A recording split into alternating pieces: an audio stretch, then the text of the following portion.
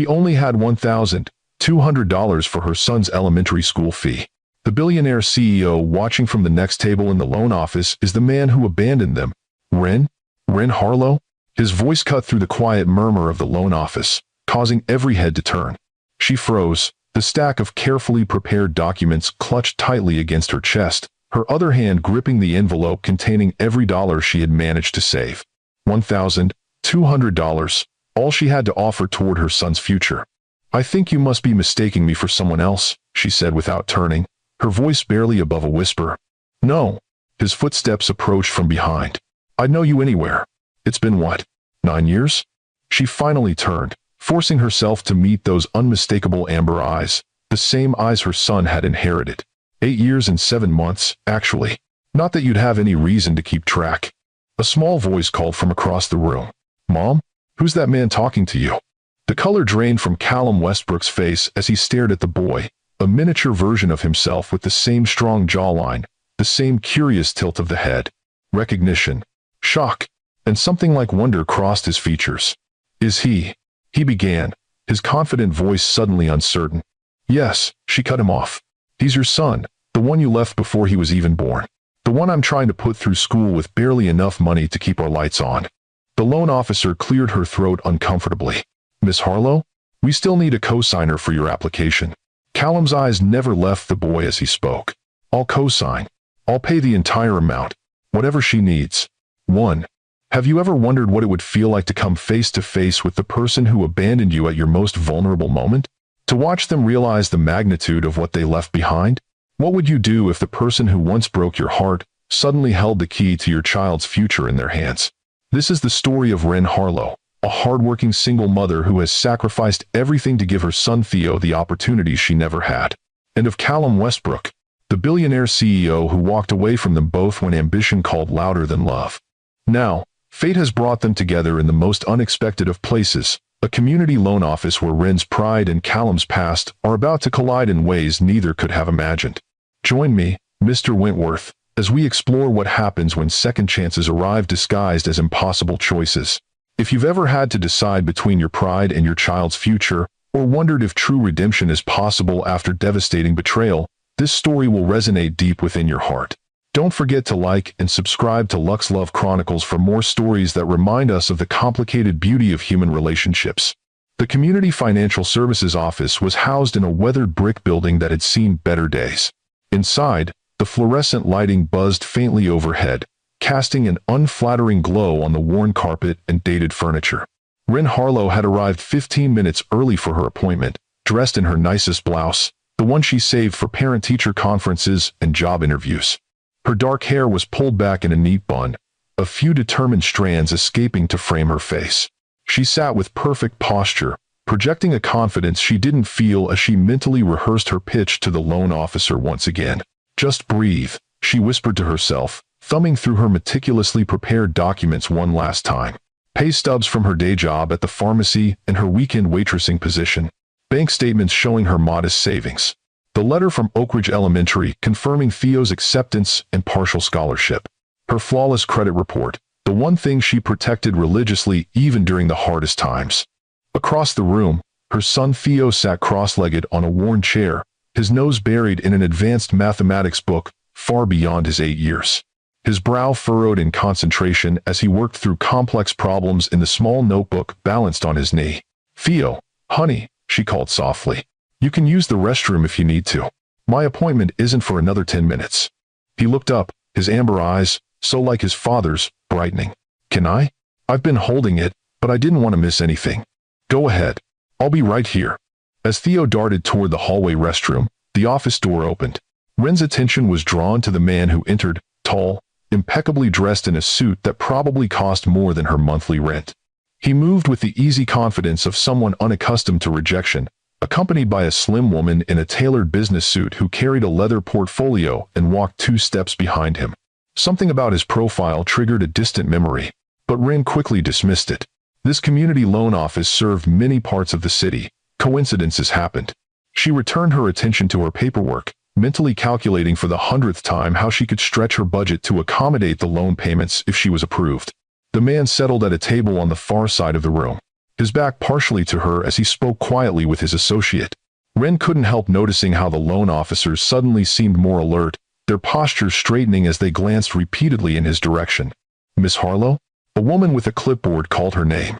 "I'll be handling your application today. Please come this way." Ren gathered her documents and followed the loan officer to a small table. "Thank you for seeing me, Miss Jenkins. I've brought everything you requested on the phone." "Let's see what we're working with," Miss Jenkins said, accepting the folder. She leafed through the paperwork with practiced efficiency. "You're seeking a loan of $3,800 for educational expenses?" "Yes, my son Theo has been accepted to Oak Ridge Elementary's advanced program. He received a partial scholarship, but there's still a significant gap." Ren's voice filled with quiet pride. "He tested in the top percentile nationally for mathematics. This program could change his entire future." Miss Jenkins nodded, continuing to review the documents. "Your credit is excellent, Miss Harlow. That's certainly in your favor. And you've saved $1,200 toward the tuition?" "Yes, every extra dollar from the past year." Ren placed the envelope on the table. "I'm prepared to put that down immediately as a show of good faith." "That's commendable," Miss Jenkins said, though her expression had grown concerned as she examined the income statements. "However, I'm seeing that your debt-to-income ratio is already quite high with your existing obligations." Ren's stomach tightened. "I've never missed a payment. Not once in 8 years. That's reflected in your credit score."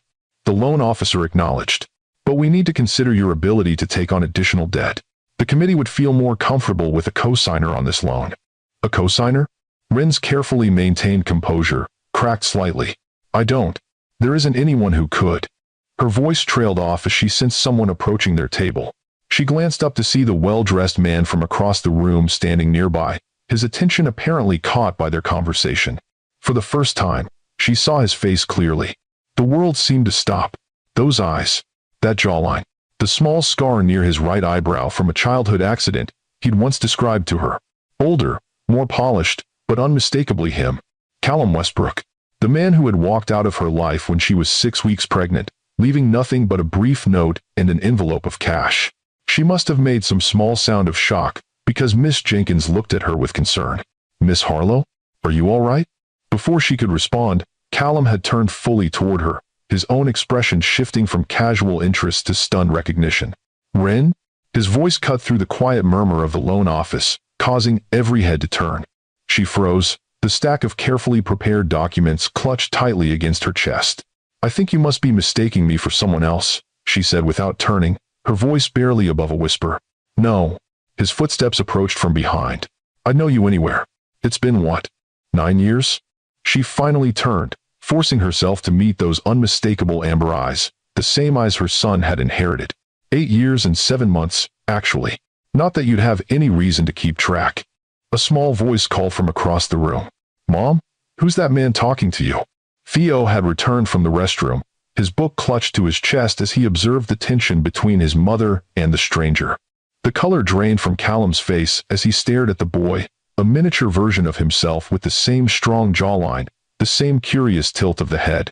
Recognition, shock, and something like wonder crossed his features. "Is he?" he began, his confident voice suddenly uncertain. "Yes," she cut him off. "He's your son. The one you left before he was even born. The one I'm trying to put through school with barely enough money to keep our lights on." The loan officer cleared her throat uncomfortably. "Miss Harlow? We still need a cosigner for your application." Callum's eyes never left the boy as he spoke. "I'll cosign. I'll pay the entire amount. Whatever she needs." "We don't need your charity," Ren said, gathering her documents with trembling hands. "Come on, Theo. We're leaving." "But Mom, what about my new school?" Theo asked, confusion evident in his young face. The question pierced Ren's heart. After months of preparation, testing, interviews, after seeing how Theo's eyes had lit up when he toured the Oak Ridge campus with its advanced mathematics program and state-of-the-art science labs, how could she walk away now? "Miss Harlow," Callum said, his voice softer now, almost pleading. "Please, at least let me help with this. For the boy's sake." "His name is Thaddeus," she said stiffly. "Thaddeus Oliver Harlow. And we've managed just fine without you for nearly 9 years." "Mom?" Theo approached cautiously, looking between the adults with the perceptiveness that sometimes made him seem far older than his 8 years. "Do you know this man?" Ren hesitated, caught in an impossible moment. She'd always promised herself she would never lie to her son. But this wasn't how she'd imagined this conversation happening, in a public place, with no preparation, with Callum standing right there watching every word. "This is," she began, then faltered. "I'm an old friend of your mother's," Callum supplied smoothly, crouching down to Theo's level. "My name is Callum Westbrook, and I'm very pleased to meet you, Thaddeus." "Everyone calls me Theo," the boy replied automatically, studying Callum with open curiosity. "Except Mom, when I'm in trouble, then I'm Thaddeus Oliver." He tilted his head slightly. "You have eyes like mine." Callum's composed expression faltered for a moment. "Yes, I suppose I do." "Miss Harlow," the loan officer interjected gently. "If Mr. Westbrook is willing to co-sign, we could process your application immediately. The school's deadline is approaching, isn't it?" Ren closed her eyes briefly, feeling trapped. The registration deadline for Oak Ridge was indeed just 3 days away. Without this loan, Theo would lose his spot in the program, a spot that had been so difficult to secure for a child from their modest neighborhood. "Perhaps we could discuss this privately?" Callum suggested, glancing meaningfully at Theo. After a moment's hesitation, Ren nodded. "Theo, can you sit over there and work on your math problems for a few minutes? I need to talk to Mr. Westbrook about grown-up things." "Is it about my school?" Theo asked, his perception uncomfortably accurate. "Yes, honey. It's about your school." Once Theo was settled back with his book, Ren turned to Callum, keeping her voice low but intense. "How dare you walk back into our lives and act like some kind of savior? Where were you when I was working 3 jobs during my pregnancy? Where were you during the 26 hours of labor? Where were you for his first steps, his first words, his first day of kindergarten?" "I didn't know," Callum said, his usual confidence strangely absent. "Ren, I swear to you, I didn't know about him." "Don't insult my intelligence," she hissed. "I told you I was pregnant the night before you disappeared. You left $5,000 and a note saying you couldn't do this right now because your company needed your full attention. Was that supposed to cover the cost of raising your child for 18 years? Pain flashed across his features. "It wasn't like that. There's so much you don't know, so much I need to explain. But this isn't the place." He glanced toward Theo, then back to Ren. "Let me help with the school. It's the least I can do. We can sort out the rest later." "There is no the rest. You made your choice 8 years ago. Please," he said, and there was something in his voice she'd never heard before, a vulnerability that the confident young entrepreneur she'd known had never shown. "Don't punish him for my mistakes." The words struck her with unexpected force. She'd spent years telling herself that her refusal to seek out Callum was about pride, about independence. But was she really denying Theo opportunities because of her own hurt feelings? "Miss Harlow?" the loan officer prompted gently. "What would you like to do?" Ren looked over at her son, absorbed in his mathematics book, his future hanging in the balance of this moment. She thought of the small apartment they shared, of how she'd overheard other parents questioning how a scholarship case from that neighborhood had tested into Oak Ridge's advanced program. Of Theo's face when he'd seen the school's mathematics lab, how he'd whispered in awe, "Mom, they have real graphing calculators here." "However, fine," she said finally, turning back to Miss Jenkins. "We'll accept Mr. Westbrook as a co-signer. But I want it clear in the paperwork that I'll be making the payments. This is a loan, not a gift." Relief washed over Callum's face. "Whatever terms you want." As Miss Jenkins began preparing the paperwork, Callum's associate approached discreetly. "Mr. Westbrook, we have that conference call scheduled in 20 minutes. "Cancel it," he replied without hesitation. "Cancel everything for the rest of the day." The woman's professionally neutral expression slipped for just a moment, revealing surprise. "Sir, the board members have been trying to schedule this meeting for weeks." "Jenna, I just discovered I have a son," Callum said quietly. "The board will understand that this takes precedence." The next hour passed in a blur of paperwork and signatures. Ren maintained a cold, professional demeanor, answering questions directly but volunteering nothing beyond what was necessary. Callum, for his part, seemed content to follow her lead, though she caught him repeatedly glancing at Theo with an expression of wonder and regret. When the paperwork was finally complete, Miss Jenkins smiled warmly. "Congratulations, Miss Harlow. The funds will be available in your account by tomorrow morning, in plenty of time for Oak Ridge's registration deadline." "Thank you," Ren said, carefully tucking the documents into her worn leather portfolio. She turned to Callum stiffly. "I appreciate your assistance with this matter, Mr. Westbrook. Good day." "Ren, wait." He reached out as if to touch her arm, then seemed to think better of it. At least let me give you a ride home. It's the least I can do. We'll take the bus, as we always do. Mom, can we go with Mr. Westbrook? Theo piped up, having rejoined them. Buses are boring, and I have so many questions for him. Did you know he's the CEO of Westbrook Technologies? We use their educational software at school. My teacher says Mr. Westbrook is a mathematical genius who revolutionized learning algorithms. Ren's eyes widened slightly as she looked at Callum. You own Westbrook Technologies? He nodded, looking almost embarrassed. We specialize in educational technology now. Among other things. They're worth billions. Theo added helpfully. Forbes magazine said Mr. Westbrook might become the youngest tech CEO to reach a personal net worth of $10 billion this year. The irony was almost too much to bear. For years, Ren had scraped by, working multiple jobs to provide the basics for their son, while Callum had apparently become one of the wealthiest men in the country. Please, Mom? Theo pressed. Just this once? Once again, Ren found herself trapped by her son's hopeful expression. Fine, just a ride home. Callum's relief was palpable. My car's just outside. The car turned out to be a sleek black luxury SUV, with a uniformed driver holding the door open. Theo's eyes widened with delight as he climbed inside, immediately exploring the spacious leather interior with its numerous technological features. This is amazing, he exclaimed, discovering a built-in tablet in the back of the front seat. Look, Mom. It has internet access and everything. Don't touch things that aren't yours, Theo. Ren cautioned automatically, sitting as far from Callum as the vehicle allowed. It's fine, Callum said quickly. He can explore whatever he likes. The system has child-appropriate content filters. After Theo provided their address to the driver, they pulled away from the curb, the silence between the adults growing more awkward by the second. Theo, oblivious to the tension, happily navigated through the tablet's educational programs. Mom, they have all the Westbrook Math Challenge programs on here. We only have the basic version at school. That's the full professional suite. Callum explained, seeming grateful for the conversation. It's actually designed for high school students, but... He glanced at Ren uncertainly. Theo tests at a 9th grade level in mathematics, she supplied reluctantly. He's been in accelerated programs since kindergarten. In time. Pride flickered across Callum's face. That's incredible. He's an exceptional child. Clearly he inherited your intelligence, Callum offered. Ren's expression hardened.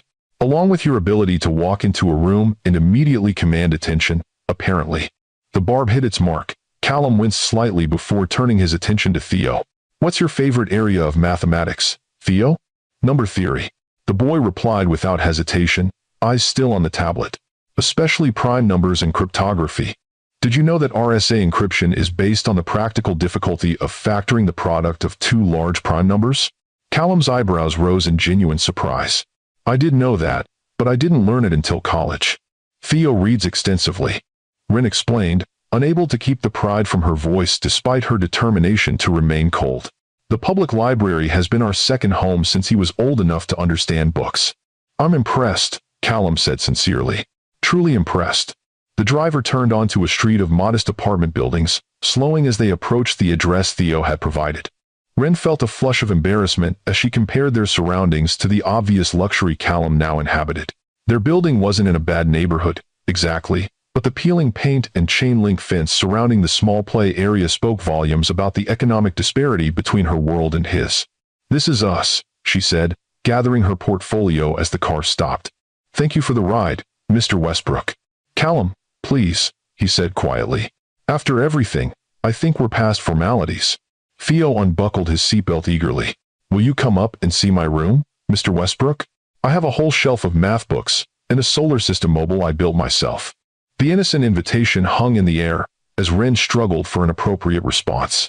Callum seemed equally uncertain, looking to her for guidance. I don't think that's a good idea today, Theo, she said finally. Mr. Westbrook is a very busy man, and we've already taken up a lot of his time. Disappointment clouded Theo's features. But he just got here. Actually, Callum interjected carefully. I'm free for the rest of the afternoon. I'd be honored to see your book collection, Theo, if your mother approves, of course. Ren wanted to refuse, to maintain the barrier between their worlds that she defended for nearly 9 years. But Theo was looking at her with such hope, such excitement at finding an adult who shared his passion for mathematics. 20 minutes, she conceded reluctantly. Then Mr. Westbrook needs to get back to his important CEO responsibilities. Their apartment was on the third floor of a building, with no elevator. Ren climbed the stairs with practiced ease, acutely aware of Callum behind her, taking in their surroundings. The hallway carpet was worn thin in places, and a faint smell of cooking permeated the air. She fumbled slightly with her keys, uncomfortably conscious of how their modest home would appear to someone accustomed to luxury. "It's small, but it's home," she said defensively as she pushed open the door. The apartment was indeed small, a combined living room and kitchen, with 2 doors leading, presumably, to bedrooms. But it was immaculately clean, with carefully chosen furnishings that made the most of the limited space. Bookshelves lined one wall, filled with an impressive collection of titles ranging from children's literature to advanced academic texts. "Mom lets me put my science projects on the kitchen table as long as I clean up before dinner," Theo explained, dropping his backpack and heading toward his room. "Come see my books, Mr. Westbrook."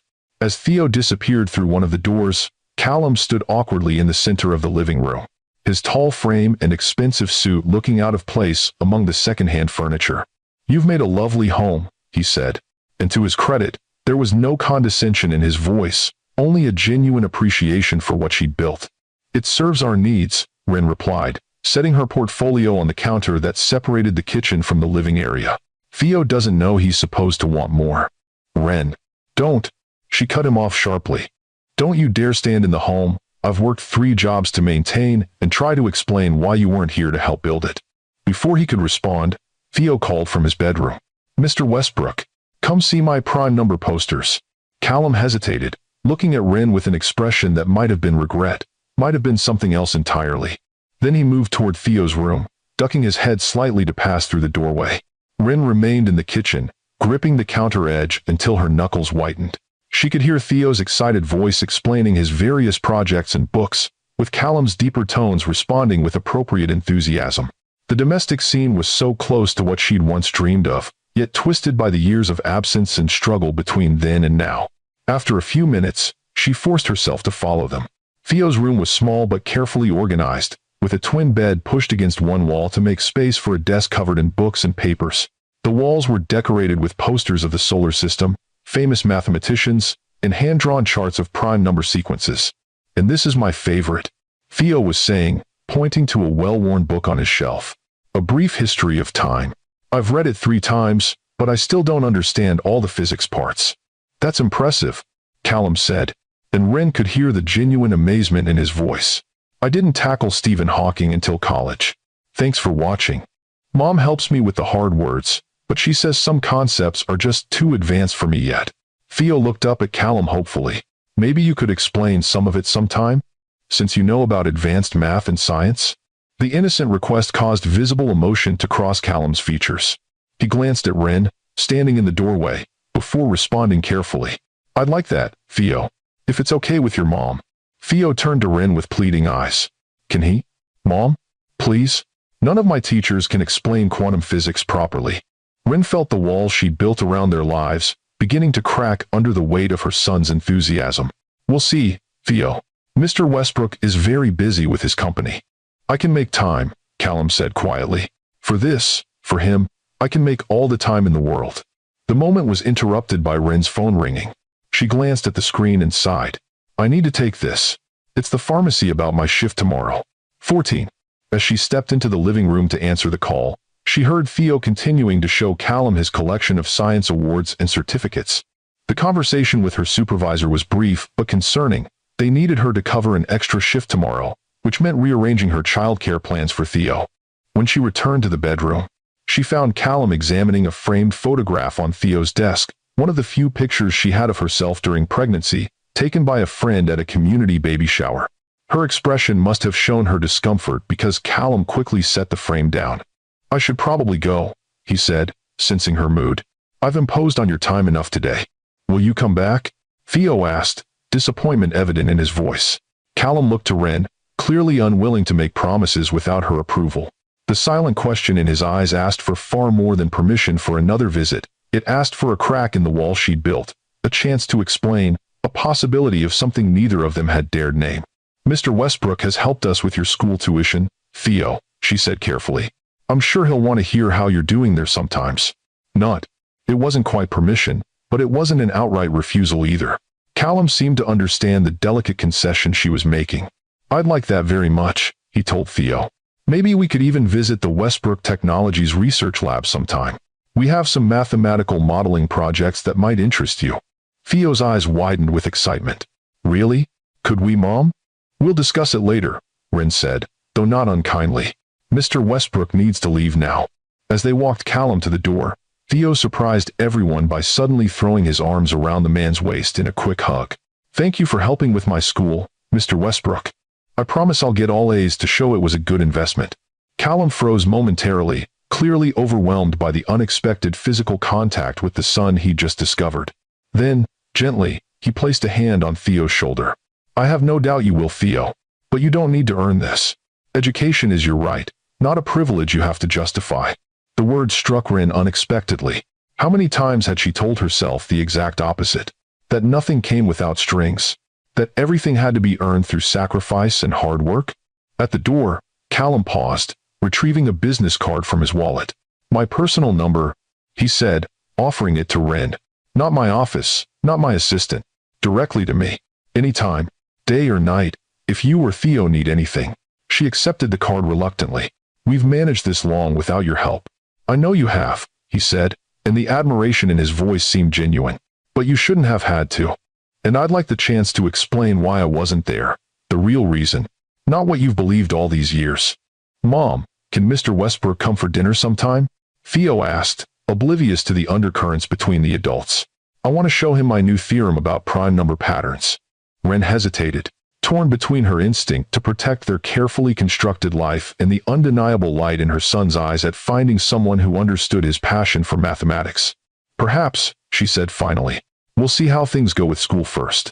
It wasn't much, but it was more than she'd ever imagined, offering the man who had walked away from them before Theo was born. Callum seemed to understand the significance of even this small concession. "Thank you for today," he said simply. "For letting me meet him. He's extraordinary, Ren. You've done an amazing job." The genuine emotion in his voice threatened to crack her resolve further. "Goodbye, Callum." As the door closed behind him, Theo turned to her with curious eyes. "Mom, why did Mr. Westbrook say he wants to explain why he wasn't there? Where wasn't he?" The question she'd been dreading for years had finally arrived, prompted by Callum's reappearance in their lives. Ren took a deep breath, leading Theo to the couch and sitting beside him. "That's a complicated story, buddy. One that I think we should talk about now that you've met Mr. Westbrook." "Is he a relative?" "He has eyes exactly like mine." Ren nodded slowly. "Yes, he does. That's because Callum Westbrook is your father, Theo." The words hung in the air between them, years of careful omissions and age-appropriate explanations finally giving way to the simple truth. Theo's eyes widened, his quick mind immediately processing the implications. "My father? But you said my father had to go away before I was born." "That's true. He did go away." Ren chose her words carefully, determined to be honest without vilifying Callum. "Mr. Westbrook and I knew each other a long time ago. Before you were born. We cared for each other. But when I found out I was going to have you, he left. He had important business opportunities, and he chose those over staying with us." Theo's brow furrowed as he processed this information. "But he's helping with my school now. Does that mean he wants to be my dad?" The question struck at the heart of Ren's fears. "I don't know, honey. People can change in 9 years, or they can stay exactly the same. What I do know is that you and I have been a great team all this time, and nothing has to change if we don't want it to." "But I liked him," Theo said simply. "He understands math the way I do, and he looks like me." "Yes, he does." Ren smoothed her son's hair gently. "And it's okay to like him, Theo. Just, let's take things slowly, okay? Mr. Westbrook has a very busy, important life. I don't want you to get your hopes up about how much time he might have for us." Theo nodded thoughtfully. "Is that why you seemed angry with him? Because he left before I was born?" Ren sighed, reminded once again of her son's perceptiveness. "Adults have complicated feelings sometimes.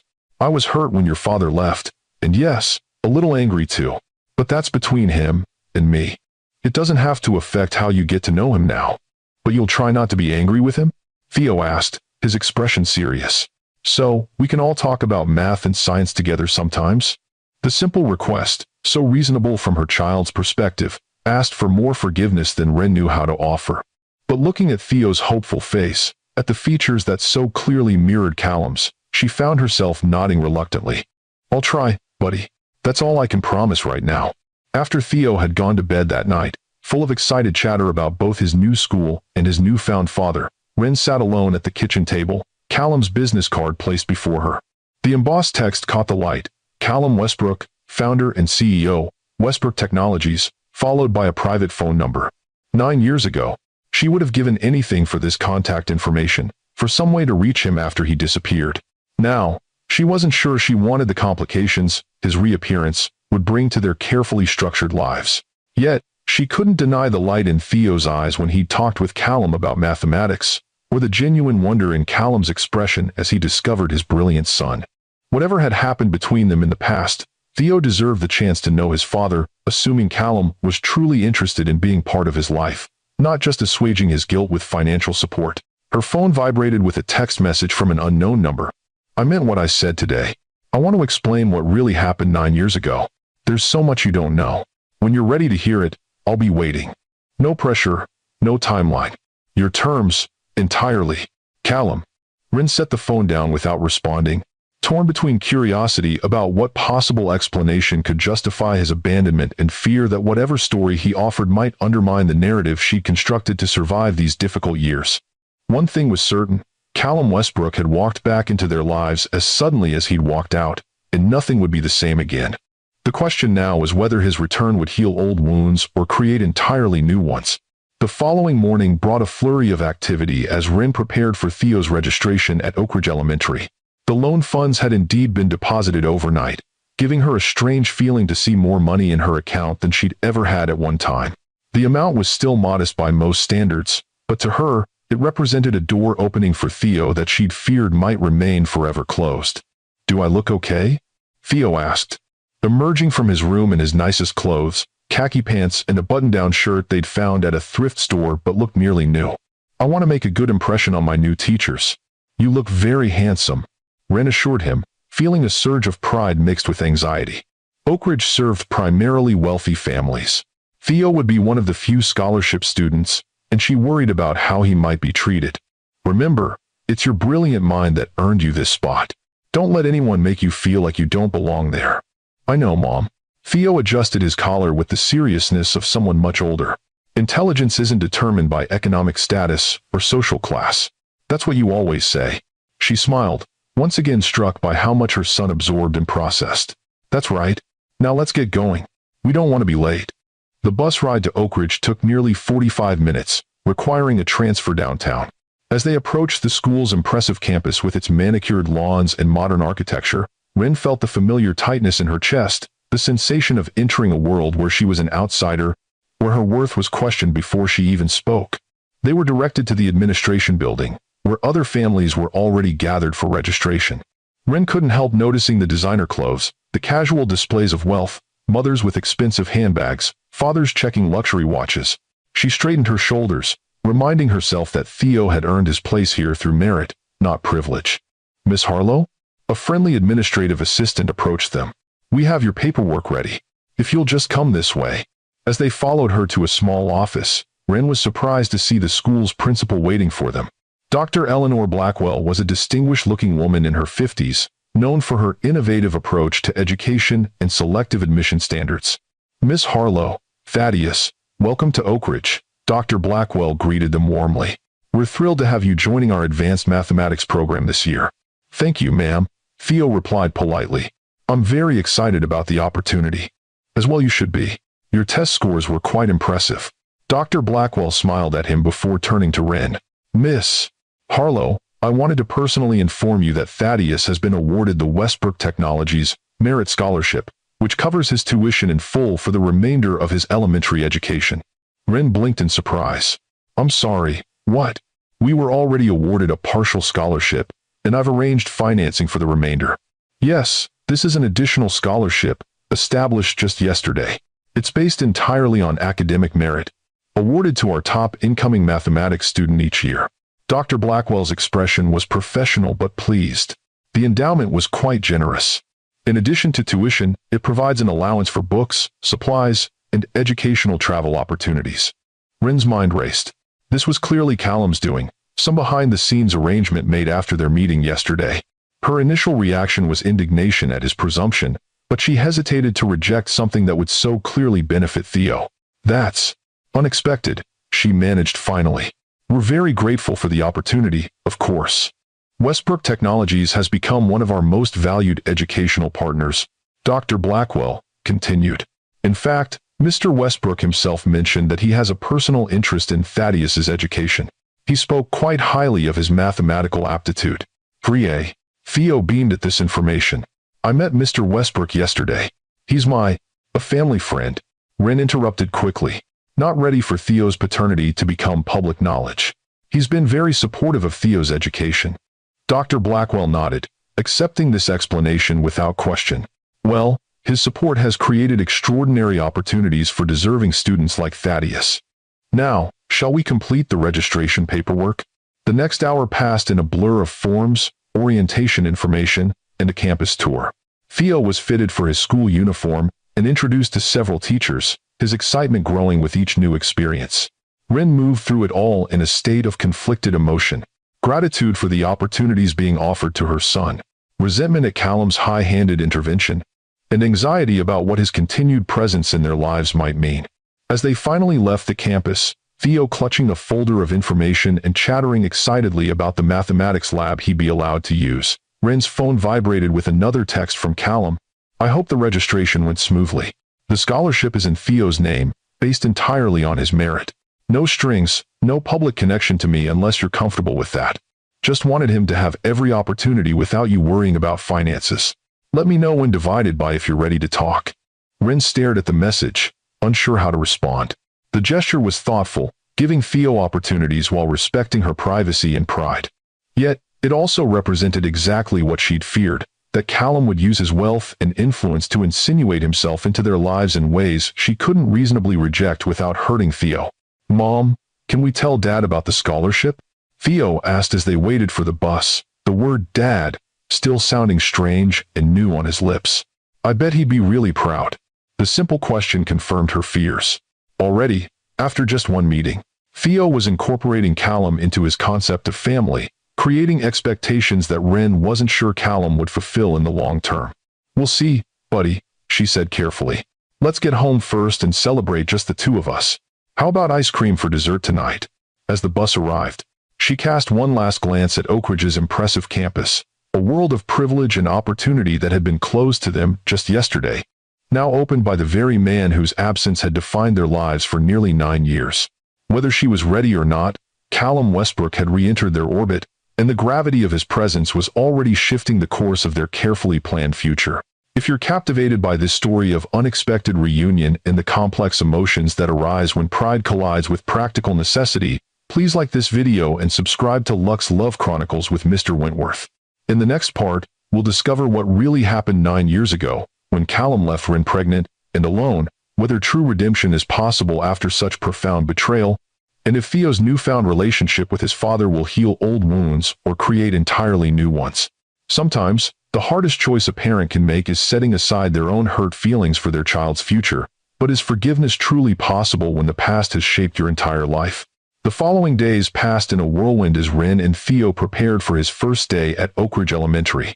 There were uniforms to adjust, supplies to purchase, and countless forms to complete. Through it all, Ren couldn't shake the knowledge that Callum's unexpected reappearance had fundamentally altered their carefully constructed life.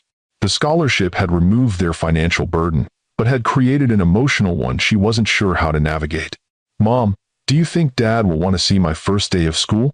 Theo asked as Ren helped him organize his new backpack the night before. The casual use of Dad still jarred her, though she tried not to show it. I don't know, honey. He's very busy with his company. She carefully arranged his mathematics textbooks according to his precise specifications. But I'll be there, just like always. I know. Theo adjusted a folder, aligning it perfectly with the edge of his desk. But maybe he could come sometime to see my classroom and meet my teacher? Ren hesitated, not wanting to make promises on Callum's behalf. We can ask him. But remember what we talked about. People with important jobs sometimes can't make time for everything, even when they want to. But he said he could make time. Theo pointed out with the literal mindedness typical of his age. He said for him, I can make all the time in the world. That's what he said, Mom. The accurate recall of Callum's words brought a tight feeling to Ren's chest. It was so easy for him to make grand promises now, when everything was new and interesting. But what about 6 months from now? A year? Would Theo become just another obligation in Callum Westbrook's busy life? We'll see, she said, the parental phrase of non-committal that usually satisfied Theo. For now, let's focus on getting you ready for tomorrow. For 9. That evening, after Theo had finally fallen asleep despite his excitement, Ren sat at their small kitchen table staring at Callum's business card and the 2 text messages he'd sent. She hadn't responded to either, unsure what to say or how much contact to allow.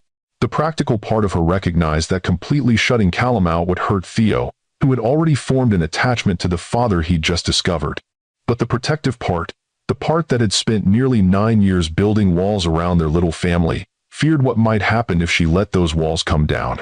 With a sigh, she finally picked up her phone and typed a brief message. Theo starts at Oak Ridge tomorrow. He's asked if you'd like to see his classroom sometime. No pressure. Also, thank you for the scholarship, but I would have appreciated being consulted first. She hesitated before sending it, wondering if the last part was too confrontational.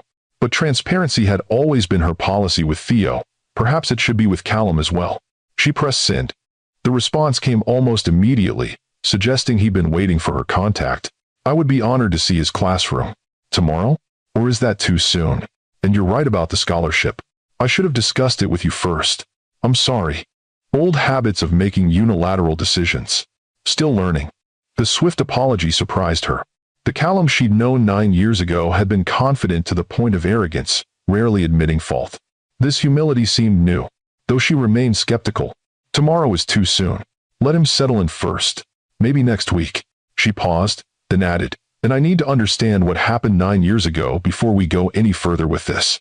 Theo is asking questions I don't know how to answer. The typing indicator appeared and disappeared several times, as if Callum was drafting and redrafting his response. Finally, it came through. I understand. Name the time and place, and I'll tell you everything. It's not what you think, Ren. It never was. Ren stared at the cryptic message, curiosity warring with the fear of reopening old wounds. After a long moment, she replied, Friday, Riverside Park, noon. Theo has early dismissal, so we have until 3:30 before I need to pick him up. I'll be there. Thank you for giving me the chance to explain. Ren set the phone down, wondering if she was making a terrible mistake. Callum had already disrupted their lives once. Allowing him the opportunity to explain his actions might only give him the chance to hurt them again. But Theo deserved to know the truth about his father, whatever that truth might be. As she prepared for bed, she couldn't help remembering the last time she'd seen Callum before his disappearance, the night she told him about her pregnancy. They'd been in his small apartment, the one he'd rented while trying to launch his startup. She'd been nervous but excited, believing they would face this unexpected development together. His initial reaction had been shock, followed quickly by what she'd interpreted as calculation, how a baby would affect his plans, his future. He hadn't said much that night, just that he needed time to think, to process. The next morning, he was gone, leaving only a brief note and an envelope of cash. What explanation could possibly justify that abandonment? What story could repair 9 years of absence? These questions followed her into uneasy dreams where Callum and Theo walked away together, leaving her behind. Theo's first day at Oak Ridge was a success by any measure. His new teachers were impressed by his knowledge and enthusiasm, and he'd even made a tentative friendship with another mathematics enthusiast in his class. When Ren picked him up, he bubbled over with excitement about the school's facilities and the challenging work he'd been assigned. Mom, they have actual laboratory equipment. And Mr. Farnsworth says I can join the mathematics club, even though it's usually just for 5th graders. His eyes shone with the joy of finding a place where his intellect was not just accommodated but celebrated. And guess what? They use Westbrook Technologies software in the computer lab. I told everyone that I know the man who created it. Ren felt a twinge of concern. Theo, we talked about not telling everyone about Mr. Westbrook just yet. Yet, I didn't say he was my dad. Theo clarified quickly. Just that I met him. That's not a secret, is it? No, that's fine. She squeezed his hand as they walked toward the bus stop. I'm glad you had such a wonderful first day. Can we tell Dad about it? Maybe call him tonight? The request was so natural, so innocent, that Ren couldn't find it in herself to refuse. We can send him a message. I'm sure he'd like to hear about your day. 1. Theo's face lit up. Maybe he could come for dinner sometime? I want to tell him about the mathematics club and the special project Mr. Farnsworth assigned me. One step at a time, buddy. Ren guided him onto the bus, feeling the familiar tightness in her chest whenever the subject of Callum arose. Let's start with a message. That evening, she allowed Theo to dictate a text to Callum, describing his first day in enthusiastic detail. The response came quickly. Genuine interest in Theo's experiences, thoughtful questions about his classes, and an offer to help with any challenging assignments. No pressure for more contact, just attentive engagement with what Theo had shared. Ren found herself reluctantly impressed by Callum's approach. He seemed to be following her lead, respecting her boundaries while still showing genuine interest in Theo. It was more consideration than she'd expected, though she remained wary of his long-term intentions. As Friday approached, her anxiety about their planned meeting grew. What would Callum tell her? Would his explanation change how she viewed their past, their present situation? And most importantly, would it affect how she guided Theo's relationship with his newly discovered father? Riverside Park was busy but not crowded when Ren arrived at noon on Friday. She had chosen it deliberately, public enough for safety, but with quiet areas where they could talk privately. She spotted Callum immediately, sitting on a bench near the water. He was dressed more casually than at their previous meetings, jeans and a simple button-down shirt that reminded her more of the young entrepreneur she'd known than the polished CEO he'd become. He stood as she approached, his expression a mixture of hope and uncertainty that seemed out of place on the face of a man Forbes magazine called the most confident innovator of his generation. "Thank you for coming," he said simply. "I'm here for Theo," she replied, taking a seat on the bench and leaving space between them. "He has questions I can't answer." Callum nodded, accepting this framing of their meeting. "Where would you like me to start?" "The beginning would be nice. The night I told you I was pregnant." He drew a deep breath, gaze fixed on the river flowing past them. "I was shocked, as you know. Not upset, just unprepared. We've been careful, and the timing couldn't have been worse with the Archon deal pending." "The venture capital investment," Ren nodded, remembering how much had been riding on that opportunity. "Your big break." "So I thought at the time." His mouth twisted in a humorless smile. "I told you I needed to think, to figure things out. And I did think, all night. By morning, I decided that we would make it work. I'd adjust the business plan, scale back some of the expansion ideas, create a more family-friendly structure." Ren stared at him in disbelief. "That's not what happened." "No, it's not." He finally turned to face her directly.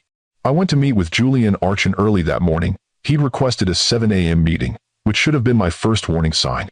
I wanted to be transparent about our situation, to make sure he understood that my personal life might impact some of our timeline projections.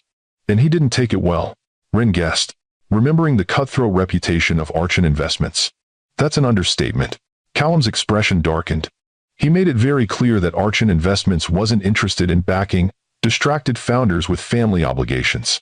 Said their data showed that entrepreneurs with new families statistically failed to meet growth targets. "So you chose the business," Ren said flatly, the confirmation of her long-held belief bringing a dull ache rather than fresh pain. "No." The firmness in his voice surprised her. "I told Julian that if those were his terms, I'd find other investors. I told him that I wasn't going to abandon my responsibilities or the woman I love for his money." His hands clenched briefly. He laughed and said I'd change my mind once I realized what I was giving up. "I walked out of that meeting with no funding, but fully committed to you and our baby."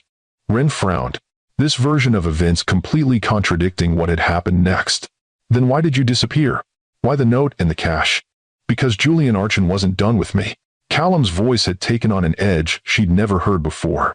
"He saw something in the technology, something worth more than I even realized at the time. When I rejected his terms, he decided to eliminate the distraction more directly." "What do you mean?" Ren asked, a chill running through her despite the warm day. "I went back to my apartment to tell you my decision, but you'd already left for your morning shift at the cafe. I had a few errands to run, meetings to cancel since the Archon deal had fallen through. When I returned home that afternoon, Archon's problem solver was waiting for me." "Problem solver?" "Marcus Vega. Former military, then private security, known for his persuasive techniques." Callum's jaw tightened at the memory. He explained that Mr. Archon had reconsidered and wanted to make a different kind of arrangement. One where I would focus exclusively on the business while they handled my personal complications. "Handled?" Ren repeated, not liking where this was headed. They'd already been to see you at the cafe, Callum continued, his voice tight with controlled anger. Told you I'd sent them, that I'd decided the timing wasn't right for a family, that I needed to focus on the business opportunity. Rin shook her head in confusion. No one came to see me. I worked my full shift and went home. That's when I found your note and the money. Callum's expression shifted to one of surprise, then dawning comprehension. They lied to me. They told me they'd spoken to you, that you were upset but understood it was for the best. They showed me a signed document, a release of parental obligation that they claimed you'd agreed to in exchange for financial support. I never signed anything. Rin's voice rose in disbelief. The only thing I found was a handwritten note saying you couldn't do this right now and $5,000 in cash. I assumed you'd left it. I never wrote that note, Rin. Callum's eyes held hers with an intensity that made it difficult to doubt him. And I certainly never left you money as some kind of payment to disappear. They created the entire scenario, made you believe I'd abandoned you, made me believe you'd agreed to let me go in exchange for financial support. But why would they go to such lengths? Why not just pressure you to reject the investment yourself? Because Julian wanted the technology, but not the inventor's conscience. He knew I wouldn't develop it the way he wanted, purely for profit, regardless of ethical implications. Callum ran a hand through his hair, a gesture so familiar it sent an unexpected pang through Ren. By separating us, he created leverage. They threatened to make things difficult for you if I didn't cooperate. Implied they could ensure you lost custody of the child after it was born. That's insane, Ren whispered, though the cold calculation sounded disturbingly plausible for the cutthroat world of venture capital. Why didn't you try to find me, to explain? I did, he insisted. But they showed me documents, a restraining order they claimed you'd filed, statements about feeling threatened by my obsessive behavior. All forgeries, I know now, but convincing ones. And when I tried to locate you through mutual friends, no one knew where you'd gone. I moved, Ren admitted. I was heartbroken, pregnant, and couldn't afford our old apartment alone. I took a sublet on the other side of the city. By the time I realized the depth of Archon's manipulation, you disappeared completely. No forwarding address, no social media presence, no contact with our old social circle. His expression reflected the anguish of that time. I hired private investigators over the years, but it was like you'd vanished. I eventually had to accept that maybe you didn't want to be found. Ren sat in stunned silence, processing this alternative narrative of their separation. If what Callum was saying was true, they'd both been victims of an elaborate deception, one that had cost them 9 years of shared life, cost Theo his father's presence. When did you break free from Archon? She asked finally. 3 years in. Once the core technology was developed and patented, I found a way to buy him out. It cost me nearly everything I had, but it was worth it to regain control. A grim satisfaction crossed his features. Archon Investments declared bankruptcy last year after some of their less ethical practices came to light. Julian's awaiting trial for securities fraud. And you never stopped looking for me? The question held both skepticism and a reluctant hope. Never. The simple answer carried weight beyond the single word. I had almost given up when fate brought us together in that loan office. If Theo hadn't needed that school fee. He trailed off, the implications clear. How easily they might never have reconnected at all. They sat in silence for several minutes, the flow of the river before them a counterpoint to the turbulent emotions. Callum's revelations had stirred. If his story was true, and Ren was beginning to believe it might be, then the narrative she'd constructed about their past was fundamentally flawed. The anger she'd nurtured, the abandonment she'd processed, had been based on an elaborate deception. I need time to process this, she said finally. It's a lot to take in. I understand. He made no move to touch her, respecting the physical and emotional distance between them. Take all the time you need. I've waited 9 years. I can wait longer. 5. What do you want, Callum? The question had been building since their first reunion. From me? From Theo? From this situation? He considered the question carefully before answering. I want to know my son. I want to be the father he deserves, not just financially, but in all the ways that matter. I've missed 8 years of his life. I don't want to miss any more. And me? The question slipped out before she could stop it. His gaze met hers, unflinching in its honesty. I want whatever you're willing to give, Ren. Forgiveness, eventually. I hope. Friendship. Perhaps, if that's possible. And if someday there could be more. He stopped himself. But that's not my expectation or demand. My priority is Theo, and respecting your role as his mother. The humility in his response surprised her. The Callum she'd known had been ambitious, determined, sometimes arrogant in his certainty.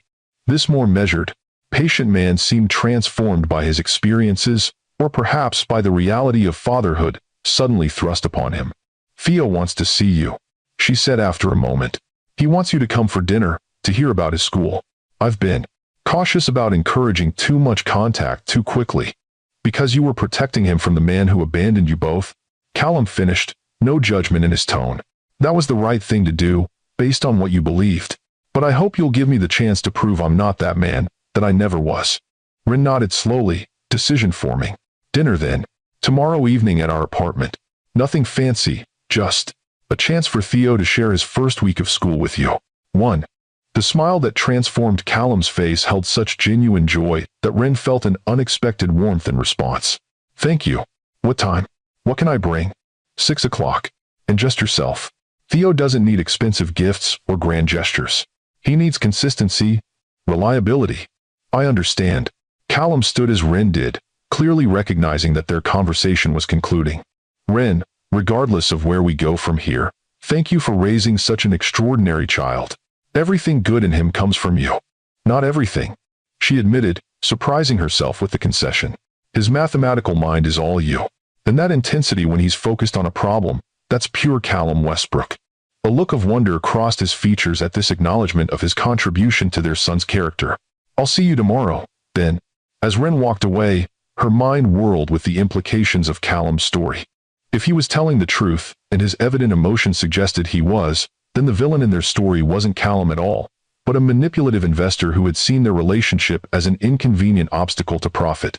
She wasn't ready to fully rewrite their history yet, to release all the protective anger that had carried her through difficult years. But she was ready to consider the possibility that Callum deserved the second chance Theo so clearly wanted to give him. The dinner the following evening began awkwardly, with Callum arriving exactly on time, bearing nothing but a small paper bag that he handed to Theo. "Math puzzles," he explained as Theo peered inside curiously. "Not expensive ones, just brain teasers I printed from a website. I used to love these when I was your age." The thoughtfulness of the simple gift, respecting Rin's boundaries while still connecting with Theo's interests, set the tone for the evening.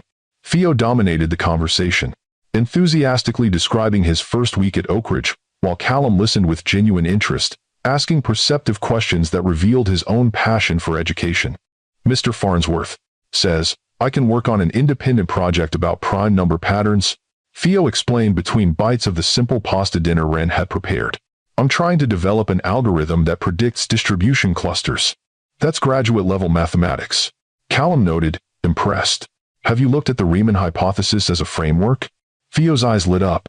"Yes, but most of the papers about it use calculus I haven't learned yet. Mom helps me with the vocabulary, but some of the concepts are really advanced." "I could help with that," Callum offered cautiously, glancing at Rin. "If that's something you'd both be comfortable with." Rin found herself nodding. Theo would benefit from someone who understands the advanced mathematics. "I've reached the limits of my ability to guide him in that area." "Really?" Theo looked between them, excitement building. "Could we have regular math sessions, Dad?" The word still created a visible reaction in Callum, a softening around his eyes, a slight catch in his breath before he responded. "I'd like that very much. We could set up a regular time, if your mom agrees." "Saturday mornings might work," Rin suggested, surprising herself with the offer. "Theo usually does his independent study then while I catch up on household chores." "Saturday mornings," Callum confirmed, his tone suggesting he'd cancel any business obligation to keep this commitment. "We could start tomorrow, if you like." 1. The way Theo's face lit up made any lingering reservations Rin might have had difficult to maintain. His obvious delight in finding someone who shared and could nurture his passion for mathematics was impossible to deny. As the evening progressed, the initial awkwardness gradually gave way to a more natural interaction. Rin found herself occasionally caught off guard by how easily Callum integrated himself into their dynamic, helping clear the table without being asked, listening to Theo's elaborate explanations with unlimited patience, offering insights without overstepping his welcome. When it came time for Theo's bedtime routine, Callum gracefully prepared to leave, understanding without being told that this private ritual between mother and son wasn't yet open to his participation. "Thank you for dinner," he said as Rin walked him to the door while Theo brushed his teeth. "And for allowing me this time with him." He's even more remarkable than I realized. He is, she agreed, a mother's pride evident in her voice. And he's excited about your mathematics sessions. Just, please don't disappoint him, Callum. Consistency matters more than grand gestures. I understand. His expression was solemn. I'll be here at 9 tomorrow, and every Saturday after that, unless you tell me otherwise. Ah. After he left, Rin sat on the edge of Theo's bed for their nightly conversation, answering his excited questions about the new arrangement, with carefully measured responses that neither encouraged unrealistic expectations nor dampened his enthusiasm. Do you think Dad likes me? Theo asked as she tucked the blankets around him, the vulnerability in the question revealing the emotional significance beneath his intellectual excitement. Oh, honey. Rin smoothed his hair gently. He absolutely adores you. Anyone can see that. Even though he didn't know me before? Sometimes people connect immediately, she explained. And you're easy to love, Theo. You always have been. Satisfied with this answer, Theo settled into his pillow. I'm glad he found us, Mom. Now I have someone to talk to about advanced math.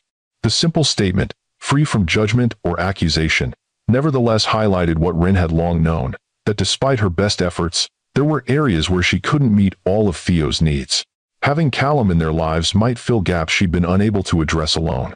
The thought was both comforting and unsettling, requiring an adjustment to her conception of their family unit that had been firmly established as just the two of them for so long.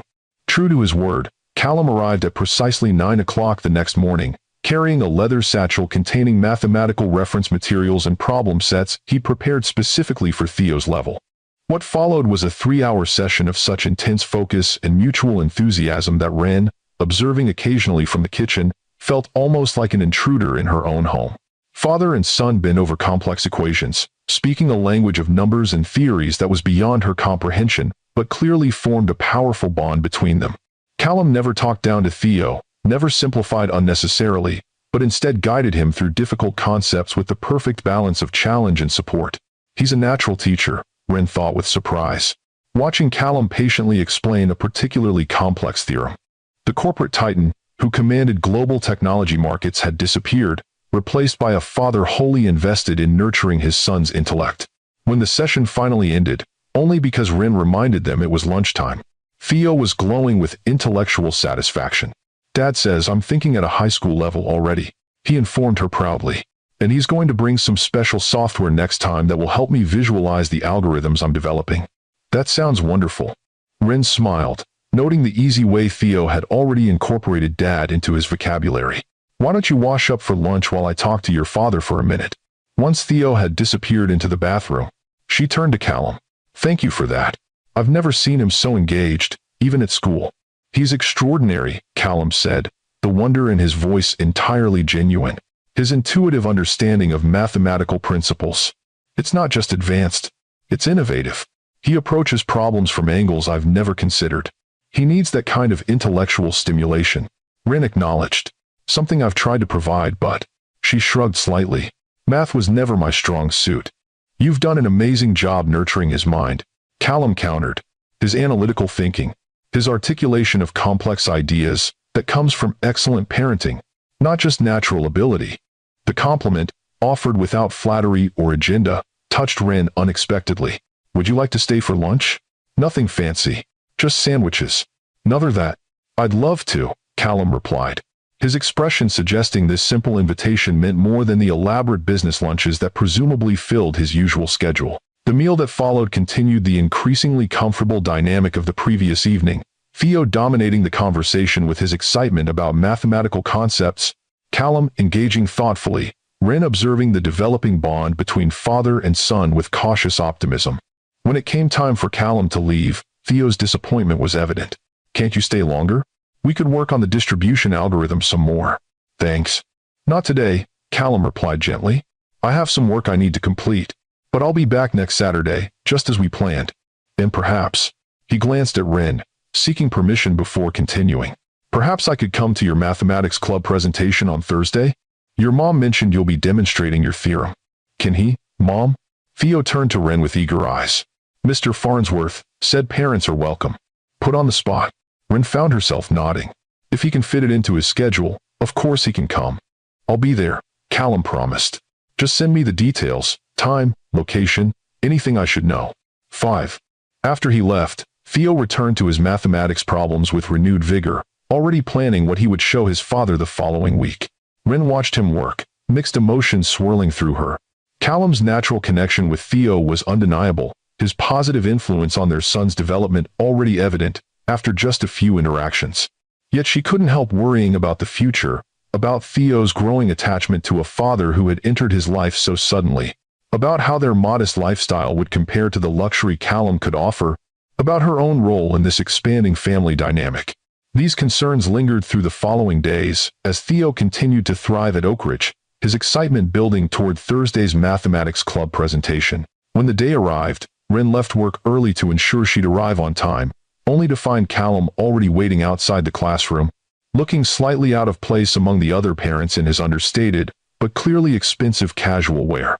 "I hope it's okay that I'm early," he said as she approached. "I wanted to make sure I didn't miss anything." "It's fine," she assured him, touched by his evident commitment. "Theo will be thrilled you're here." The presentation itself was a testament to their son's extraordinary abilities.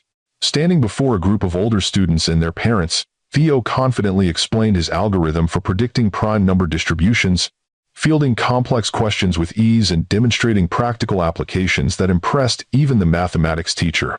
Throughout the presentation, Ren found herself watching Callum as much as Theo. The pride in his expression was unmistakable, but there was something else too, a kind of awed recognition, as if he were seeing his own intellectual passion reflected and magnified in his son. When Theo finished to enthusiastic applause, Callum leaned over to whisper to Ren, "He's going to revolutionize number theory someday. I've never seen such intuitive understanding in someone so young." "He gets that from you," she acknowledged, the admission easier now than it had been initially. "That mathematical intuition is pure Westbrook. But the confidence, the articulation, the emotional intelligence to read his audience, that's all Harlow." Callum replied, his admiration evident. "We made something remarkable together, Ren." The simple statement, offered without agenda or expectation, crystallized a truth Ren had been reluctantly accepting. Regardless of the past, she and Callum were irrevocably connected through their exceptional son. The relationship between them might remain undefined, but their shared parenthood was a reality neither could, or should, deny. After the presentation, as other families dispersed, Theo approached them with an expectant expression.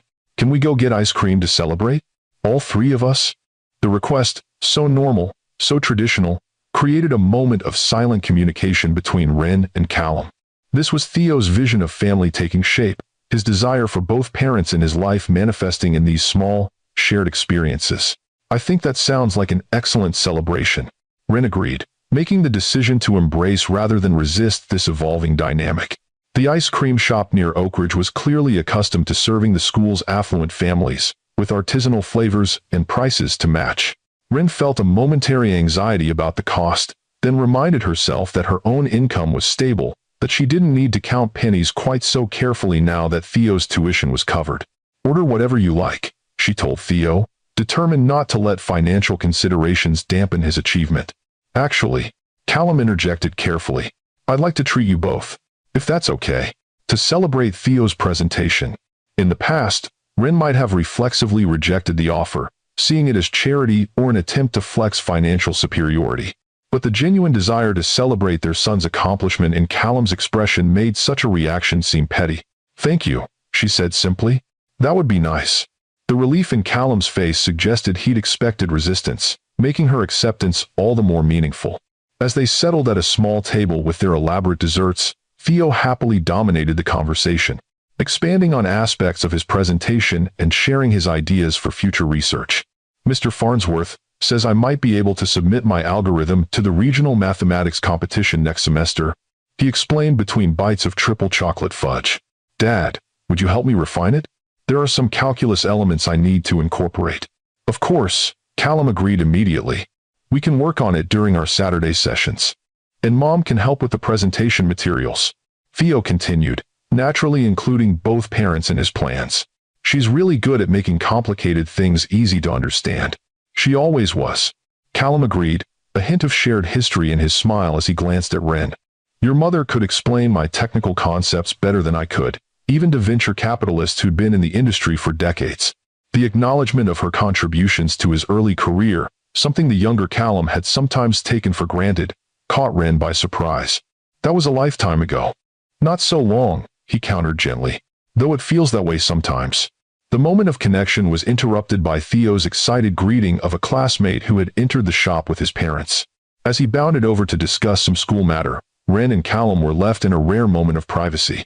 He's adjusted remarkably well to all of this, Callum observed, watching Theo interact confidently with his peer. To Oakridge, to discovering me. Children are resilient, Ren replied. And Theo has always been particularly adaptable. As long as he has books and mathematical problems to solve, he can handle most challenges life throws at him.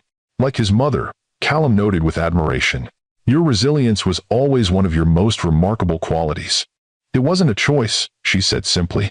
When you're alone and pregnant at 23, with no family support and limited resources, you either become resilient or you break. Regret shadowed his features. I wish I could change that, Ren. If I'd known what Archon was doing, if I'd tried harder to find you. We can't change the past, she interrupted, not unkindly. And dwelling on what might have been doesn't help Theo now. He needs both of us present and focused on his future, not lost in our regrets. You're right, Callum acknowledged. As usual. He hesitated, then added, I've been thinking about our Saturday arrangements. Would you consider allowing me to occasionally take Theo to the Westbrook Technologies Research Lab? There's equipment there that could help with his algorithm development, resources not available even at Oakridge. The request represented a significant shift in their arrangement, the first time Theo would be alone with Callum away from their apartment. Ren felt the instinctive maternal protectiveness rise, then consciously set it aside. Callum had proven reliable in their limited interactions so far, and Theo would benefit enormously from access to advanced technology. I think he'd love that, she agreed. Maybe in a few weeks, once your Saturday sessions are more established. Of course. No rush. The relief in Callum's expression made it clear he'd expected refusal. Thank you for trusting me with this, Ren. I know it isn't easy. It's getting easier, she admitted, surprising herself with the honesty. Seeing you with him, the connection you formed so quickly, it's good for him to have that. Their conversation was interrupted by Theo's return, and the moment of vulnerability passed. But something had shifted between them, a small but significant step toward a co-parenting relationship built on mutual respect rather than lingering resentment. As the weeks progressed, this tentative trust continued to develop. Callum maintained his Saturday commitment without fail, arriving punctually each week with new materials and challenges tailored to Theo's rapidly advancing abilities. The promised visit to Westbrook Technologies, when it finally occurred, resulted in Theo returning home in a state of such intellectual excitement that he could barely articulate all he'd seen and learned. Dad showed me the quantum computing lab, he explained breathlessly to Ren, and the artificial intelligence division where they're developing the next generation of educational algorithms. And I met actual research scientists who are working on mathematical problems that haven't been solved for centuries. The genuine joy in her son's expression made any lingering concerns Ren might have had seem insignificant. Callum was opening doors for Theo that she could never have accessed alone, not just through wealth or connections, but through a shared intellectual passion that nurtured their son's greatest gifts. What surprised her most, however, was Callum's continued respect for boundaries. He never overstepped, never used his time with Theo to undermine her authority or compensate with lavish gifts. When he did provide resources, books, software, educational tools, they were always discussed with her first, presented as support for Theo's development rather than attempts to buy affection. This thoughtfulness extended to her as well. He began occasionally bringing dinner when he arrived for their Saturday sessions, not from expensive restaurants, but from the local places they'd once frequented together before his success. He remembered her preferences, her dietary restrictions, without being prompted. You didn't have to do this, she said the first time, when he arrived with containers from her once favorite Thai restaurant. I know, he replied simply, but you're giving up your Saturday to allow me time with Theo. The least I can do is make sure you don't have to cook after a long work week. It's Thai. These small considerations gradually softened Ren's reflexive wariness. The Callum she'd known 9 years ago had been brilliant, but sometimes self-absorbed, focused on his vision to the exclusion of practical details. This more mature version seemed genuinely attentive to others' needs, conscious of his impact on those around him. Their co-parenting relationship settled into a comfortable rhythm, Saturday sessions, occasional school events, Regular updates about Theo's progress. Callum was careful to include Ren in all decisions, to reinforce her primary parental role, while gradually establishing his own place in their son's life. He's doing really well with this arrangement, Ren's friend Zora observed over coffee one Sunday morning. I was worried when you first told me about Callum's reappearance, but Theo seems to be thriving with both of you in his life. He is, Ren agreed, watching Theo at a nearby table, absorbed in a book while the adults talked. Having someone who understands his mathematical mind has been incredible for his confidence. And Callum has been, surprisingly respectful of boundaries. And how are you doing with all of this? Zora asked perceptively. It can't be easy sharing your son, after 8 years as his only parent. Ren considered the question carefully. It's adjustment. There are moments when I feel, not replaced, exactly, but perhaps less essential than I once was. Theo has questions now that I can't answer, interests I can't fully engage with. That would have happened regardless. Zora pointed out gently. Children grow beyond their parents' knowledge in some way or another. At least now he has guidance in his particular area of brilliance. That's true, Ren acknowledged. And I can't deny that having some support, having someone else who cares deeply about his well-being, it lightens the load I've carried alone for so long. How? And what about you and Callum? Zora asked, a hint of curiosity in her voice. Beyond the co-parenting arrangement? There is no me and Callum, Ren replied automatically. We're focused on Theo, nothing more. Zora's raised eyebrow communicated her skepticism. The man brings dinner every Saturday, remembers how you like your Thai food after 9 years, and looks at you like you're the answer to a question he's been asking himself for a decade. But sure, it's just about Theo. It's complicated, Ren sighed. There's too much history, too many years lost. History can be rewritten, Zora suggested, and lost years make the remaining ones more precious, not less. The conversation lingered in Ren's mind over the following days, forcing her to examine feelings she'd been carefully avoiding. She couldn't deny that Callum's presence in their lives had awakened memories of what had once existed between them, the intellectual connection, the shared values beneath their different approaches to life, the easy understanding that had made their early relationship so compelling. But acknowledging these memories was different from acting on them. The wounds of their separation, even if based on deception rather than deliberate abandonment, had shaped nearly a decade of her life. Trust, once broken, wasn't easily reconstructed. This cautious emotional distance was tested unexpectedly 3 months after Callum's reappearance in their lives. Theo, who rarely became ill, developed a high fever that resisted over-the-counter medication. By evening, his temperature had climbed to 103.5, and Ren made the decision to take him to the emergency room. She called Callum from the hospital waiting room, a courtesy update she'd have provided to any involved parent. His response was immediate and unequivocal. I'm on my way.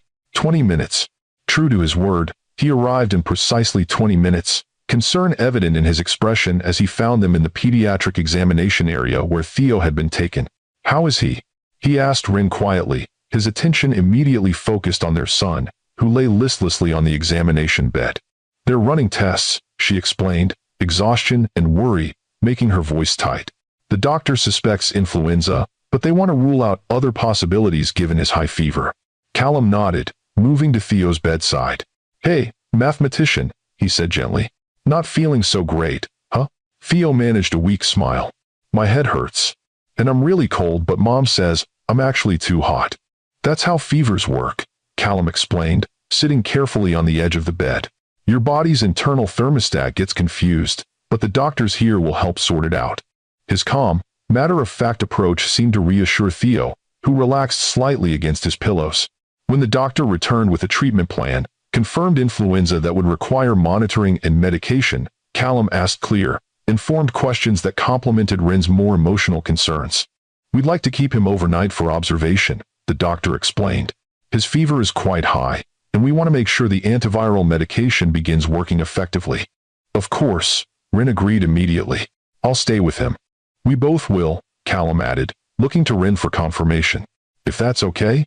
The automatic inclusion, the assumption of shared responsibility, touched something deep within her. Yes, that would be good. Yes. What followed was a long night of worried vigilance, with Theo drifting in and out of fevered sleep, while his parents maintained watch from uncomfortable hospital chairs.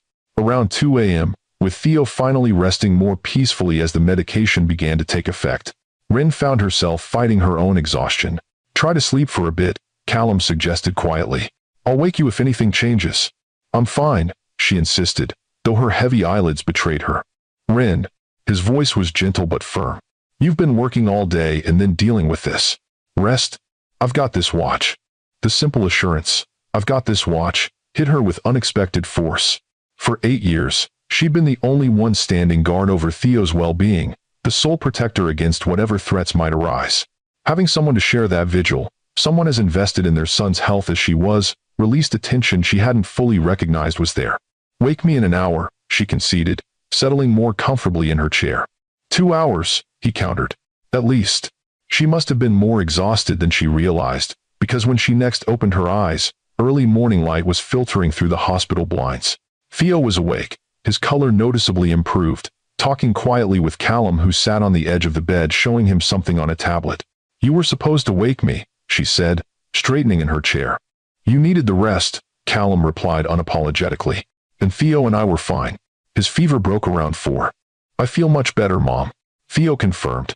Dad's been showing me this cool visualization of non-Euclidean geometry to distract me from feeling sick. The casual dad no longer jarred Rin as it once had. Somehow, over the past months, it had become a natural part of their vocabulary, an acknowledgement of the relationship that had developed despite its unconventional beginning. The doctor confirmed Theo's improvement during morning rounds, prescribing continued medication but clearing him for discharge. As they prepared to leave, Rin found herself facing a practical challenge. I should call work. Let them know I'll need a few days off to stay with him, she said, mentally calculating how this would affect her carefully balanced budget despite Theo's school fees being covered. I can work remotely this week, Callum offered. Share the care duties so you don't have to take all the time off. The suggestion was practical, considerate, and completely unexpected. You'd do that? Of course, he replied, as if the answer were obvious. He's my son too, and your job security matters. It was this simple acknowledgement of her practical reality, so different from the dismissive attitude toward ordinary concerns that the younger Callum had sometimes displayed, that finally cracked the protective wall around Rin's heart. They established a schedule over the following days, with Callum handling daytime care while working remotely and Rin taking over in the evenings after her shifts. The arrangement functioned with surprising smoothness, their parenting styles complementing rather than conflicting despite their years apart. By the weekend, Theo was nearly recovered, his energy returning though the doctor had advised another few days of rest before returning to school. Saturday morning found all 3 of them in the apartment's small living room. Theo on the couch with books and educational tablets surrounding him, Rin catching up on household tasks, and Callum working quietly on his laptop. The domestic scene struck Rin suddenly with its normalcy, the family picture she'd once imagined when she'd first discovered her pregnancy, before everything had fallen apart. Callum looked up, catching her thoughtful gaze. Everything okay? He asked quietly. Yes, she replied, surprising herself with the truth of it. Everything is good. Something in her tone must have communicated the deeper meaning behind the simple words. Callum's expression softened with understanding, but he didn't press the moment, returning his attention to his work with just a small nod that somehow acknowledged the significance of her realization. That evening, after Theo had gone to bed early, still recovering his full strength, Rin found herself sitting across from Callum at the kitchen table, 2 mugs of tea between them, and a conversation long postponed hovering in the air. Thank you, she said finally, for this week, for being here for him when he needed you. Thank you for letting me be here, he replied simply, for allowing me into his life at all, after everything that happened. You've proven yourself, Rin acknowledged. These past months, you've been consistent, respectful, genuinely devoted to his well-being. It's more than I expected. It's less than he deserves, Callum countered. Less than you both deserve after 8 years without support. Rin traced the rim of her mug, gathering her thoughts. I've been thinking about what you told me, about Archon and the manipulation. I believe you, Callum. I don't think you abandoned us willingly. The simple statement visibly affected him, a tension he'd carried for months finally releasing. That means more than you know. But it doesn't change the fact that we lost 9 years. She continued. 9 years of shared parenting, of watching Theo grow together, of what might have been between us. No, it doesn't change that, he agreed solemnly. Those years are gone, and nothing can bring them back. All we can do is decide what happens with the years ahead. "Then what do you want to happen?" The question she'd asked months ago at the Riverside Park now carried different weight, asked from a place of cautious openness rather than defensive suspicion. Callum considered his answer carefully. "I want to continue being Theo's father, not just in name or financial support, but in all the ways that matter. I want to watch him grow, guide him where I can, learn from him where I can't. I want to share the burden and the joy of raising him with you, as true co-parents even if we're not." He trailed off, leaving the implication hanging between them. "Even if we're not together," Ren finished for him. "Yes." His gaze met hers directly. "Though if I'm being completely honest, I've never stopped wondering what might have been, what might still be, if enough time and trust could heal what was broken." The candid admission created a moment of vulnerability between them, a shared acknowledgement of possibilities neither had allowed themselves to consider openly until now. "I can't make any promises," Ren said finally. "There's too much history, too much separate life lived. But I'm not opposed to exploring what might be possible. Slowly, with Theo's well-being as our first priority always." The careful offering, not a commitment but an opening, brought a smile to Callum's face that transformed his features, revealing the man she'd once loved beneath the successful CEO he'd become. "Slowly sounds perfect," he agreed. "We have time now. Time we didn't have before." The conversation marked a turning point in their relationship, though neither rushed to define exactly what was changing between them. Over the following weeks, their co-parenting arrangement expanded naturally. Family dinners became more frequent. Weekend outings included both parents as a matter of course, and Callum's presence in their daily lives grew more integrated. For Theo, the evolution seemed entirely natural, the fulfillment of a family structure he'd begun imagining the moment he discovered Callum was his father. For Ren and Callum, it was a more complex navigation of past and present, of rebuilding trust while acknowledging that neither was the same person they'd been 9 years ago. "Mom, can Dad come with us to Grandma Zora's for Thanksgiving?" Theo asked one evening in early November, nearly 6 months after Callum's reappearance in their lives. She said to invite him if we wanted. Ren glanced at Callum, who had been helping Theo with an advanced calculus problem at the kitchen table. "That would be up to your father. He might have other plans." "Actually, I don't," Callum said carefully. "My usual Thanksgiving is a rather formal corporate event that I attend out of obligation. A real family gathering would be nice, if I'd be welcome." The wistfulness in his tone reminded Ren that for all his success, Callum's life had lacked the warmth of genuine family connection. His parents had died before she met him, and his relationship with distant relatives had always been strained. "Zora would love to have you," she found herself saying. "She's curious to meet the man behind the mathematical genius our son inherited." "Then I'd be honored to join you," Callum replied, the simple acceptance revealing how much the inclusion meant to him.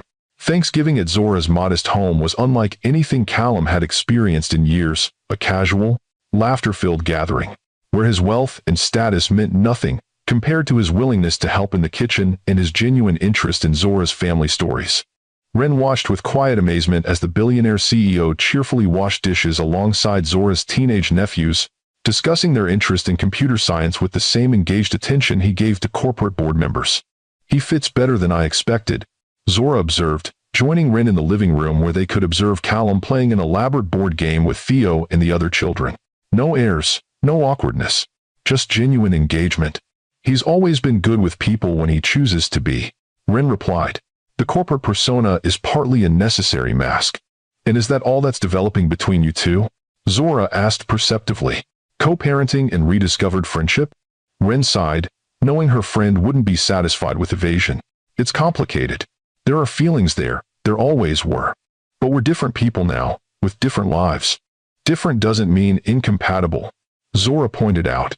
"Sometimes it means complementary. And from what I've seen today, you three make a pretty beautiful family unit. However, you choose to define it." The observation lingered with Ren as the holiday season progressed. Callum was now spending most weekends with them, and many weekday evenings as well. He'd begun keeping a small selection of casual clothes at their apartment for convenience, and had his own key for the times when work commitments meant he arrived after Ren's pharmacy shift began. The transition had been so gradual that Ren hardly registered how integrated he'd become in their daily lives until Theo's winter piano recital in mid-December. As they sat together in the school auditorium, waiting for Theo's performance, another parent leaned over to compliment them. "Your family is such an inspiration," the woman said warmly. The way you both support Thaddeus's academic and musical development. My husband could learn a thing or two about involvement from Mr. Westbrook. Oh, we're not. Rin began automatically, then stopped herself. What were they? Exactly. Co-parents, certainly. Friends, increasingly. But there was something more developing between them, something undefined but undeniably present in their shared glances, their comfortable silences, their gradually decreasing physical distance on the couch during family movie nights. Thank you, Callum replied smoothly, saving her from the awkward explanation. We're very proud of him.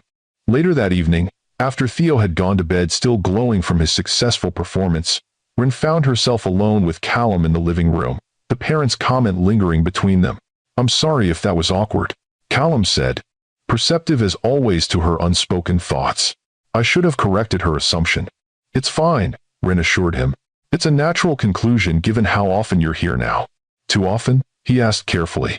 I don't want to overstep. No, she replied honestly. Not too often. Theo loves having you here. And I. She hesitated, then decided on honesty. I've grown accustomed to your presence too. It's nice, having someone to share the day with, to discuss Theo's progress, to just be with. The simple admission created a moment of vulnerability between them. Callum moved slightly closer on the couch, his gaze steady on hers.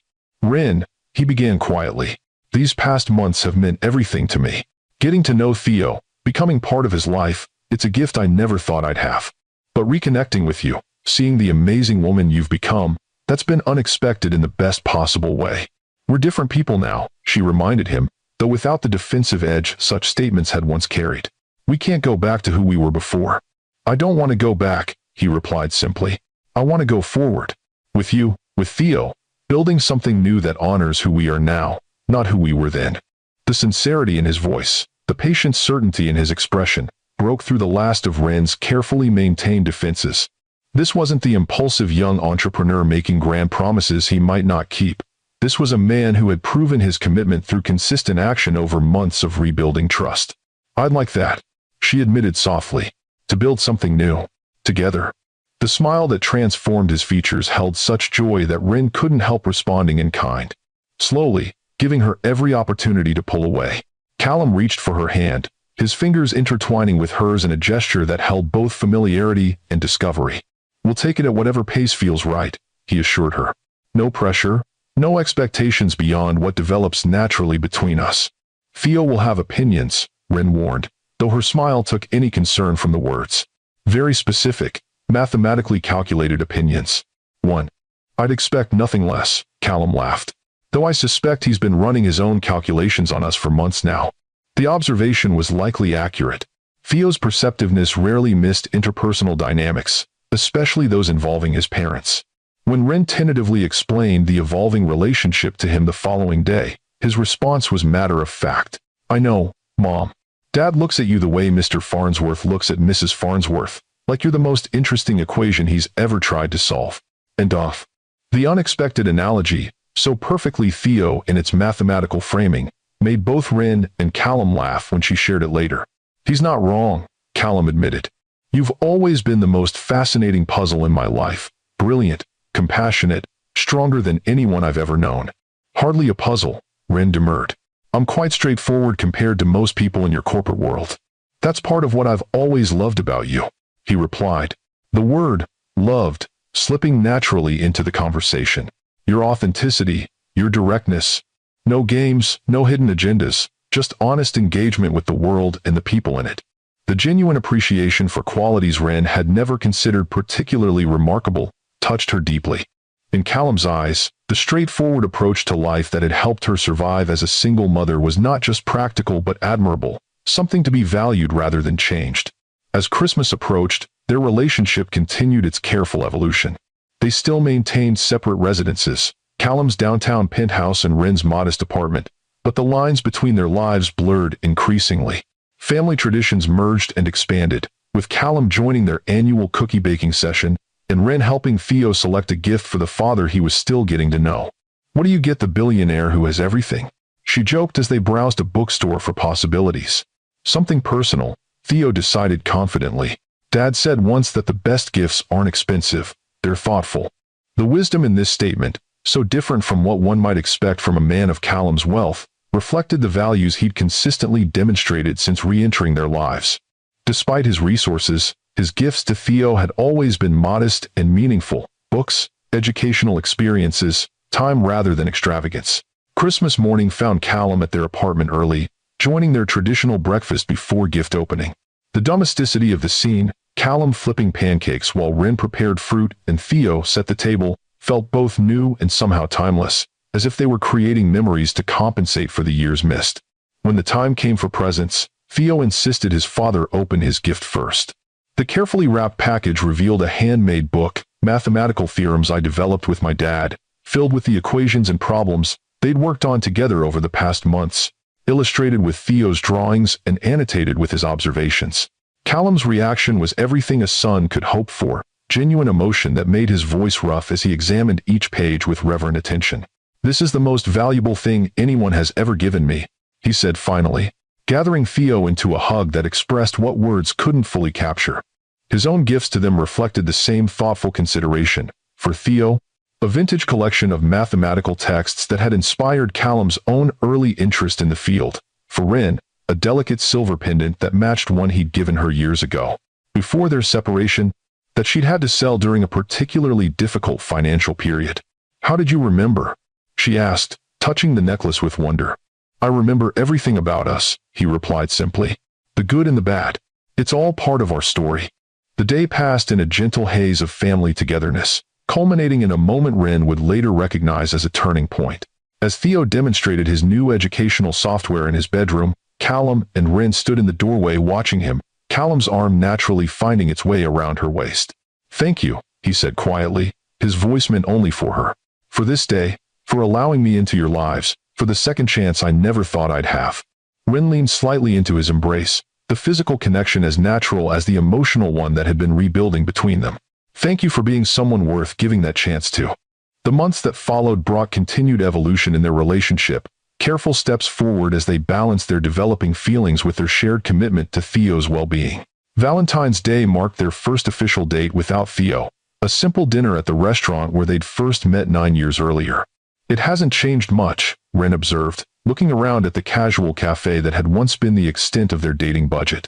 "Some things improve with time and consistency," Callum replied, his gaze making it clear he wasn't talking about the restaurant. By spring, the question of their living arrangements had become a natural topic of discussion. Callum was spending nearly every night at their apartment, returning to his penthouse primarily to change clothes and collect work materials. "Have you considered moving?" he asked one evening as they prepared dinner together, a domestic routine that had developed organically over time. "Not necessarily together," he added quickly, "but perhaps to a place with more space for all of us. Theo's outgrowing his bedroom, and your lease is up for renewal soon." 1. The suggestion was carefully framed, respecting Ren's independence, while acknowledging their increasingly intertwined lives. "I have considered it," she admitted, "but the rental market is challenging, especially in neighborhoods near Oak Ridge." "What if it wasn't a rental?" Callum suggested cautiously. "What if it was a home you owned?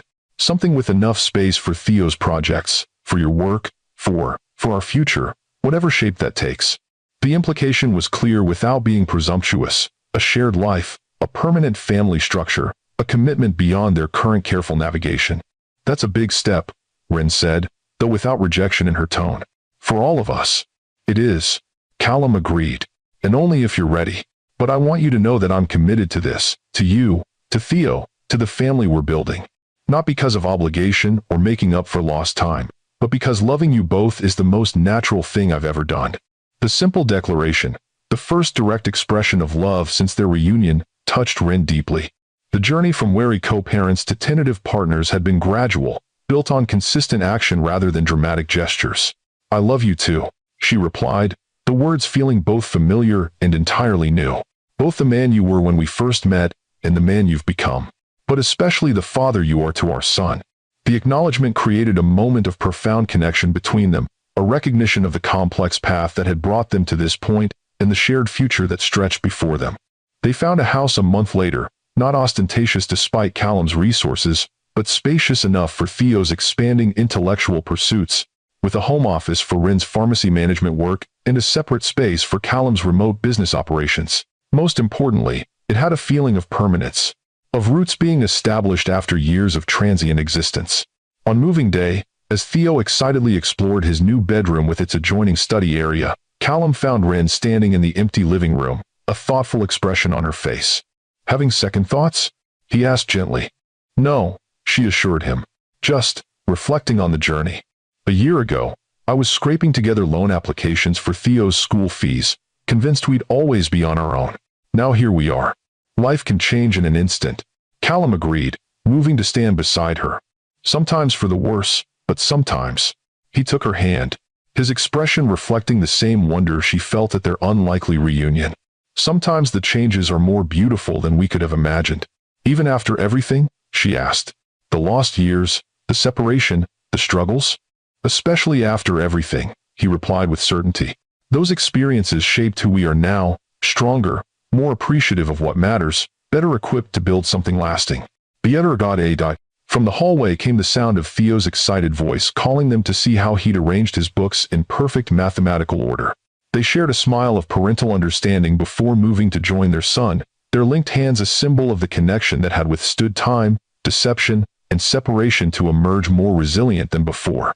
The family they created wasn't a return to what might have been, it was something entirely new, shaped by their individual journeys and strengthened by the challenges they'd overcome. Theo flourished with both parents in his life, his extraordinary mind nurtured by their complementary strengths. Ren found a partnership that respected her independence, while providing the support she'd never allowed herself to need. And Callum discovered that true success had nothing to do with corporate achievements or financial milestones, but everything to do with the family that welcomed him home each day. The loan office where they'd reconnected became part of their shared story, the unexpected intersection of their separate paths that had created the possibility of a shared future. Sometimes the most meaningful journeys begin in the most ordinary places, and sometimes second chances arrive exactly when we need them most, though rarely in the form we expect. If this story of unexpected reunion and hard-earned second chances has touched your heart, please like this video and subscribe to Lux Love Chronicles with Mr. Wentworth for more tales that remind us of the resilience of the human spirit and the transformative power of forgiveness. Remember that sometimes what appears to be an ending is merely a detour on the path to where we're meant to be, and that true wealth is measured not in dollars, but in the love we give and receive along the way.